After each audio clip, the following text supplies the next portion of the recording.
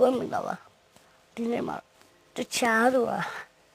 Hero Blind နဲ့တွေ့ခဲ့ပြီပါကျွန်တော်ကတော့နော်နဲ့တွေ့ခဲ့တဲ့အကြောင်းပြောပြကျွန်တော်ကတော့ဟဲ့ပါအစတော့တသားရည်လေးတော့ပစ္စည်းရရှူတယ်နော်အမပစ္စည်းမေးလည်းငါကရောတိုက်စီယူလာပစ္စည်းရှိတော့ဘုံဘာမှလည်းမရှိဘူးကွာလာကားပဲ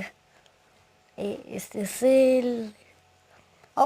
我那边拿宝贝刀，后来以后，唉，够人水了，唔睇唔，唔睇嚟我，ကျွန်တော်အချိန်မှာမတည်ရပါဘူးအဲ့တော့မဲအဲ့ပြောတကယ်လောအစေပေါ့နော်အဲ့တော့ကျွန်တော်မတည်ဘူးပစ္စည်းစိုက်ခွန်နေကြပါလေဒီဗီဒီယိုတော့လောက်ပဲဖြစ်ပါတယ်ကျွန်တော်တို့ဗီဒီယိုတွေကိုလည်းထပ်တယ်ပေးပါမယ်အားလုံးပဲဖိုက်ပါတတာ